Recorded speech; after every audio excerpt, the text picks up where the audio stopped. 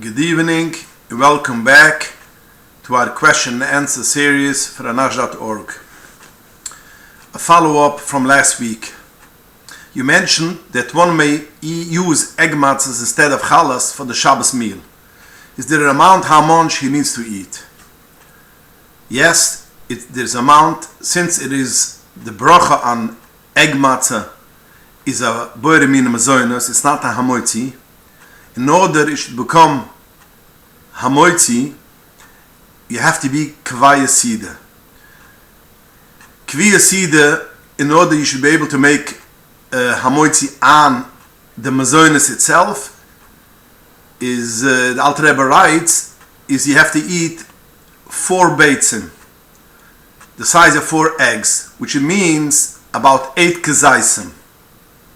So in order to eat the Seudah Shabbos and make a hamoitzi and be yoytzi the Seudah Shabbos, you have to eat dalat baitzim, which is in matzah, in the square machine egg matzah, it is almost 4 matzahs, because one matzah, a kzayis is 4/5 of a matzah. So a full matzah is a little bit more than a kabaitza. So 4 baitzim is going to be about 3.5, a little bit more, 3.5 matzahs. So if you want to do this option, you'll have to eat minimum 3.5 matzahs, which is not very practical, but again, it is an option which you can do if a person doesn't want to have any chumetz at home and he wants to be chumetz free also Shabbos meals. Question. I was told that I can't use the cardboard covers for the baking pans on Pesach because they are made from recycled material. Is that only for hot food or for cold too? The answer to this question is like this. When it comes to hot food, there is a good reason to be machmer and purchasing the pans which has a hechsher. Now again, strictly halacha, you could buy any pan and you could use the cover too. Because although it's made of recycling material, it goes through a process and it divides all the garbage from the material of the paper, and it's not a big problem even though it's recycled material. Why? Because it goes through a process. But when it comes to hot food, I would say you should do it, because some of the companies which make processed paper use starch. Now, most of them will not use real starch, because real starch is very expensive. So it's chemical starch. But since could be a chashash sheruchig, a far-fetched chashash that it might be starch, which comes from kidneys, so therefore it is kedai to be machmer for hot food. But when it comes to cold food, there is no reason that you should be machmer. When it comes to the pans itself, now the pans itself go through a process and they have to have oils when they're processing the pans. These pans, although they put in oil, most of the companies will use canola oil or even cheaper oils.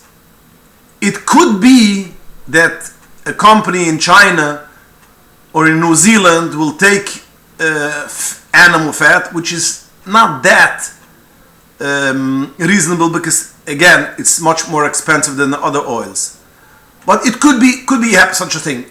But even if it has such a thing, it goes through a big limb when they by production. So therefore, the Memchasir writes that Meikar Adin, there isn't a big problem of using any pan which does not have a hechsher.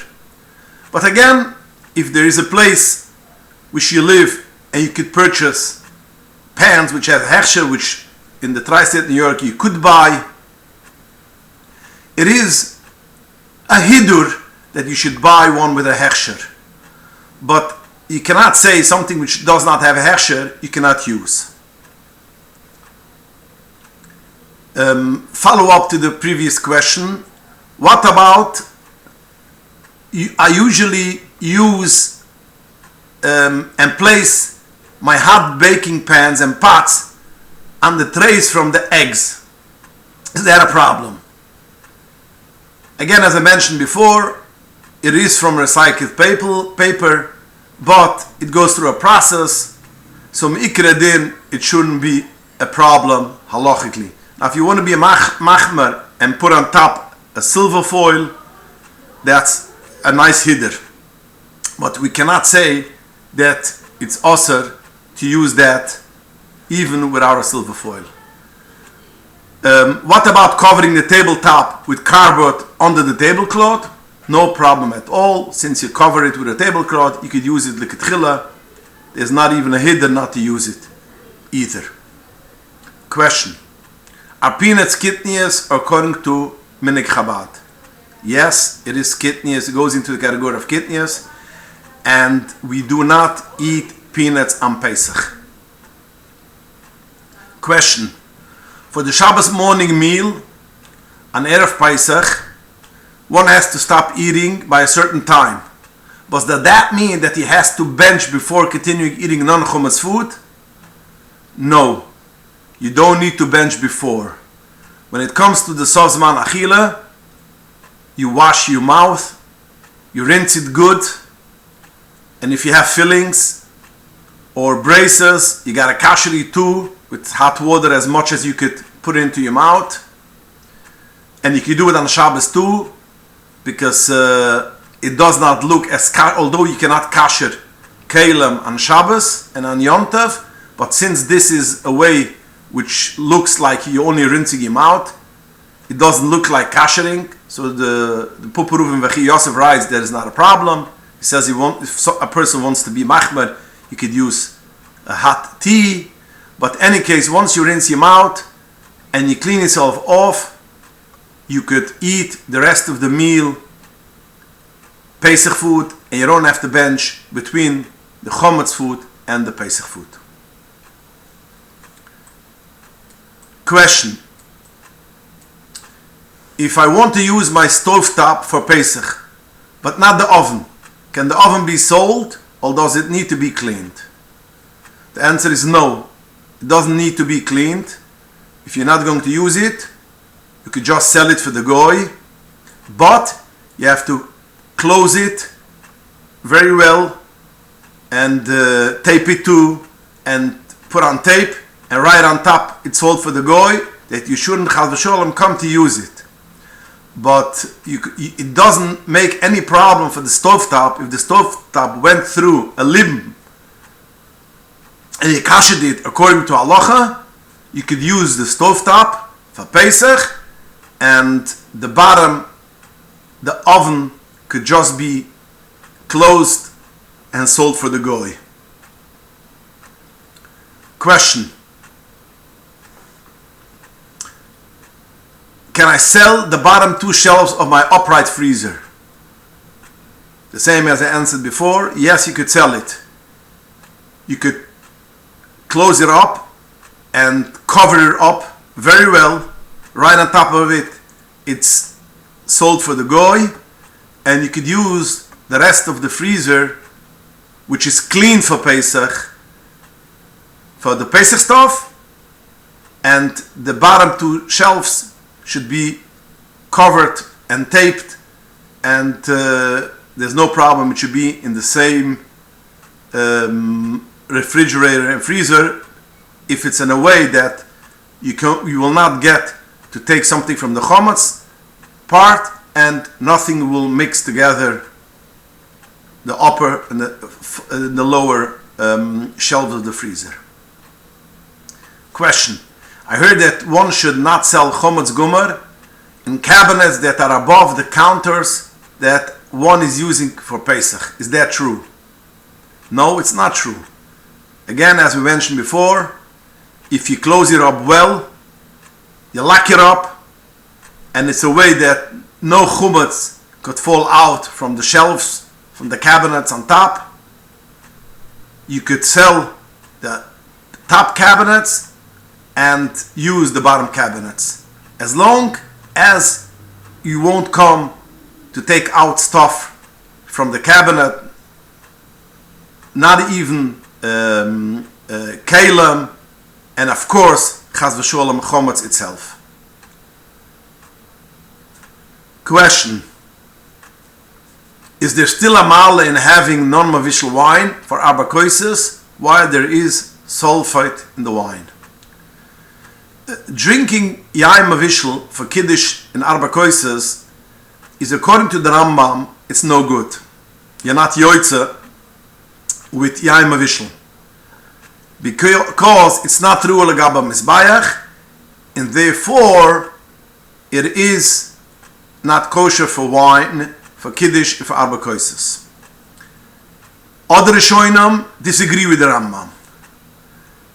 The Mechaber, the Beis Yosef, paskens according to the Rambam, and that's why the minig of the Svardim not to use any wine which is mavishal.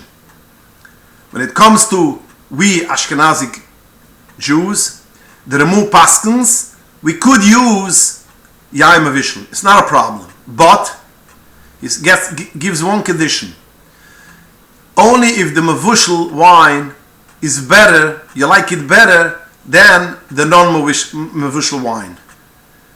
For instance, you have two wines. One wine you love, the other wine you don't like as much. And the wine which you love is mavushal, the other wine is not mavushal, you could use the mavushal wine. But if you have two wines, the same wine, but one is mavushal, one is not mavushal, then you should use the one which is not mavushal. If you have two types of wine, and one is mavushal and one is not mavushal, and you like the mavushal one, you can also use that one. But if both wines, even it's two separate kinds of wine, but you like both of them, you should use the non-mavushal leketchila, because you want to be yoitze the shittas harambam and shittas hamachaber. But when it comes to sulfate, you don't have to be machmer. It's not in the category of mavushal, and basically today's day 99% of wines do have sulfate. Even the wines which are not mavishal do have sulfate, and you could use it like getchila for arba koises and for kiddush. Question: if someone lost his job and his wife did as well, they are living off their savings, they were offered muas chitim, can they take? What is the guideline b'chalal? The answer is, when it comes to tzedakah, the halacha is legaba peya, legaba tzedakah, that if a person has to live on for 12 months, for a full year, he's not eligible for tzedakah. But if he doesn't have for a full year, although he has savings, but it's not enough for a full year to live on that for a full year, he's eligible for tzedakah. So when it comes to taking muas chitim or tzedakah, if a person lost his job and his wife lost his job, if he has enough savings for 12 full months, then he should not take muas chitim. But if he doesn't have for 12 months, although he has a nice big saving, but he has a lot of expenses during the year, he could take muas chitim and is not a problem. Question: is there a chiyuv to give muas chitim before Pesach, or it's not a chiyuv? The answer is, the Remu writes, and the Alter Rebbe brings it down and also says, chayuvim, a loshen chayuvim, it is a chiyuv. A person which lives in a community or in a city, in a town, is mechiyev to be mishtatev and give muas chitim for the poor people. Alter Rebbe writes, Even if you just moved to that city or town, if you plan to stay there or you're living there for 30 days, you're part of the community and you have to give. So to answer your question, yes, it's a chiyuv to give and be mishtataf somehow in more schitim for the poor people. Question: can one that has only one challah available for his morning meal combine it with a matzah, a Pesach matzah, when reciting a moitzi to fulfill the lechem mishnah obligation? It depends what matzah you want to take for a lechem mishnah.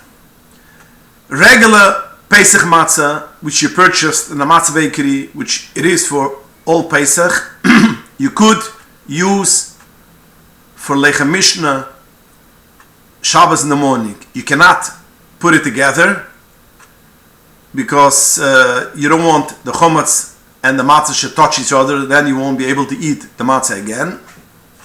But if you keep it one in one hand and the other one in the other hand, and it doesn't touch together, it is good for lechem mishnah, and you could use the matzah with the chometz for lechem mishnah. When it comes to matzah, which you made special for the Laila Seder, for instance, Erev Pesach matzah, and you dedicated it special for the Laila Seder, you cannot use it for lechem mishnah because it's muksa. Since you dedicated it and you maksa it only for the Laila Seder, it's muksa on Shabbos. But regular matzah is not muksa on Shabbos, so therefore you could use it for lechem mishnah. Now the question comes up: Shabbos in the morning after Shabbos in the morning Erev Pesach, we know it's also to eat Pesach matzah Medina. It's not like the minig which we don't eat Pesach matzah from Purim, minig Chabad. Erev Pesach, it's also Medina, according to halacha, to eat matzah, Pesach matzah. So if you cannot eat it, how could you use for lechem mishnah? To use for lechem mishnah has to be edible. And the answer to this is, since you could give it for a child which is under 5 years old, which does not understand b'chlal the ganze inyan of Sipetzias Mitzrayim, so you could give him matzah, so therefore it is not muksa, and you could use it for lechem mishnah. And this brings me to the second question: if you have a small kid which makes a tantrum and he wants a piece of matzah before Pesach, and even Shabbos in the morning, Erev Pesach, if he's less than 5 years old, there's no problem to give him a piece of matzah because he doesn't know at all what is it, the whole inyan of Sipetzias Mitzrayim.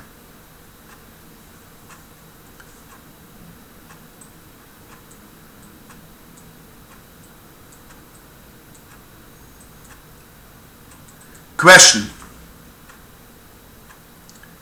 if one finds chumotz that he left for Shabbos in his possession after the beginning of the 6th hour of the day of Shabbos, what should he do?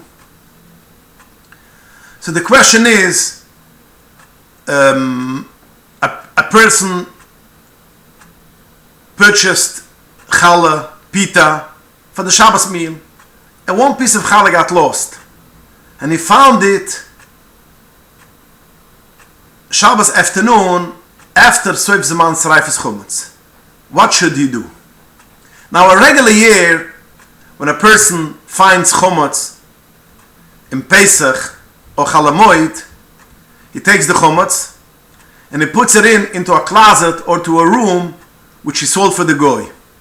And there's no problem, he doesn't need to do anything else, because the Chumetz which you found belongs to the goy, because in our shtar of Mechiras Chumetz, in the contract it says that we sell for the goy all the Chumetz, and all the Chumetz which we're going to find belongs to the goy. So since it belongs to the goy, you just take that piece of Chumetz and you put it in to a closet, into a room that belongs to the goy. If it's Yom Tov, which Yom Tov you cannot touch the Chumetz, it's muksa, so you cover it with a keli or whatever, and when it comes chalamoid, you put it into the closet, which you sold for the goy. That's a regular year. This year, which Erev Pesach is Shabbos. Now all the chummas which you're going to find chas v'shulam in Pesach, and it's not from the Shabbos meal, you do the same thing as every year. You take the chummas and you put it in to a closet which you sold for the goy, because it is sold for the goy. But if you find a piece of challah or pita which you dedicated for the Shabbos meal, so it's not in the Bechiras Chumas, because the Alter Rebbe writes that the two seeds which we eat Shabbos Erev Pesach, the Chumas is not sold for the goy. It's not in the Shtar Mechira. So it's your Chumas. So if you find your Chumas which was not sold to the goy, and you find it after the Zman of Sreifas Chumas, so basically it's your Chumas Bezman when it's also to have. So what you need to do is cover it in order you shouldn't see it and you shouldn't come to take it or eat it. And when it comes the end of the first days of Yom Tov, that means Monday night, if it is a kezayis chumatz, you burn it with a bracha. If it's less than a kezayis, you still burn it, because it's your chumatz, it's not the goy's chumatz, and you cannot put it into a closet or a room which is sold for the goy, because the chumatz is yours. So again, if you're going to find chumatz which is regular chumatz, which is part of the shtar mashlirat chumatz, you don't need to do anything, just chalamoid, you put it into a closet which is sold for a goy. But if you find a piece of challah which you had saved for the Shabbos meal, and then you found it after Sov Zman Sarayfas Chumatz, you're going to cover it up, and when it comes Monday night, you have to burn the Chumatz. If it is a Kezayis Chumatz, you will make a bracha on it. If it's not a Kezayis Chumatz, you burn it without a Kezayis. And hopefully, we shouldn't have this shaila in practical matter. Good night, have a wonderful week, and a chak kush v'samayach. A kosher and relaxing Yom Tov.